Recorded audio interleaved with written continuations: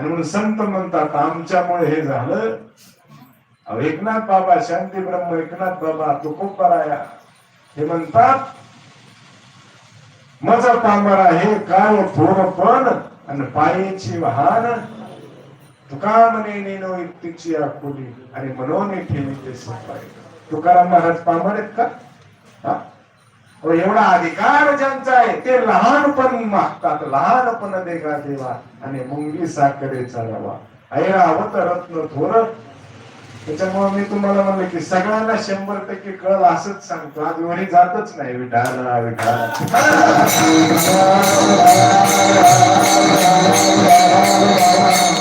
मागायचं ज्ञान या जगतामध्ये एकाच व्यक्तीला आहे आणि ते म्हणजे संतांना आहे. म्हणून तर ते मागतात, आता विश्वात्मके देवे येणे वाग्यज्ञ तोसावे, तो सोनी मज द्यावे पसाय. सगळ्या जगतासाठी मागणारे या जगामध्ये फक्त एकच व्यक्ती आणि ते म्हणजे संत.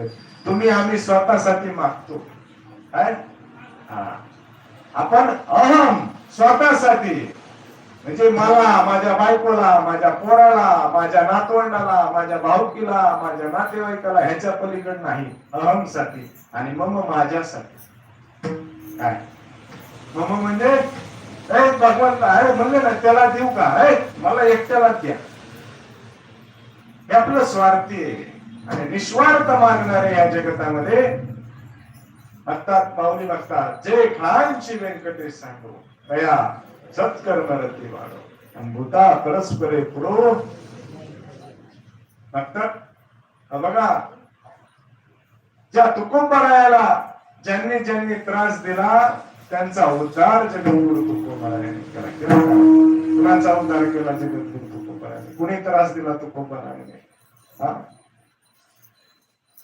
काय?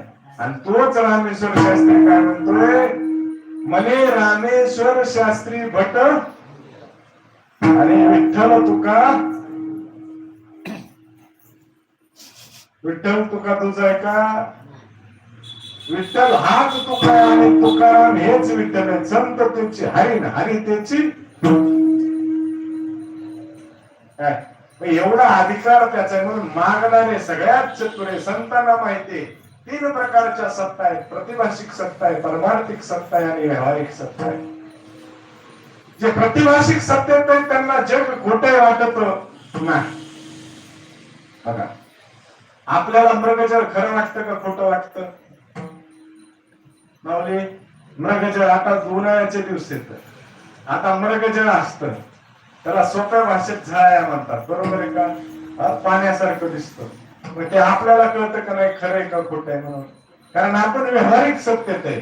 म्हणून व्यावहारिक सत्तेतल्या माणसाला कळतं की हे प्रतिभाषिक सत्ता खोटी आहे. पण ते हरणाला कळतं का? मग ते नुसतं हरण पळतच राहतं, इथं पाणी, इथं पाणी, इथं पाणी, आणि त्याच्या शरीरातली सगळी शक्ती संपते आणि ते मृत्यूला पावतं. या दिव्याच्या प्रकाशावरती आपण उडी घेऊ नये हे त्या पतंगाला कळतं का? आपला अंत तिथं होईल हे कळतं की त्याला? पण ते त्याच्यावरती उडी घेतो. ते त्या सत्तेत आहेत म्हणून आपल्याला कळतं. आपण व्यावहारिक सत्तेत आहेत म्हणून व्यावहारिक सत्ता खोटी हे आपल्याला कळत नाही. म्हणून आपण म्हणतो संसार दे, लेकरू दे, बाळ दे, धन दे, संपत्ती दे. कोण संपत्ती घेऊन गेलाय सांगा बरं सोबत? आज ह्या जागेवरती कुणीतरी अगोदरच होतं, त्याच्या अगोदर कोणीतरी अगोदरच होतं. अगोदर काही 200 वर्षापूर्वी ती निगमित माणसं नव्हती का? आजा गेला, पंजा गेला, बरोबर आहे का? बाप मसना गेला, बरोबर आहे का? आणि देखत देखत नातू पंतू ही तैसाच झाला. कोण राहिले? मग मागायचंय तर असं मागायचं की जे मागितल्यानंतर पुन्हा काही मागायची गरज लागू नये. आणि म्हणून ते सुख त्या संतांजवळ, या उपाधी माझी गुप्त असे चैतन्य सर्वत्र. आणि हे तत्वज्ञ संत स्वीकारते. म्हणून संत हे तत्वज्ञानी आहे, तत्वाची जाण असणारे. तत्व म्हणजे नाम तत्व आहे. एक तत्व नाम दृढ धरी म्हणा आणि हरीशी करुणा येईल तुझी, ते नाम सोपे रे राम कृष्ण गोविंद.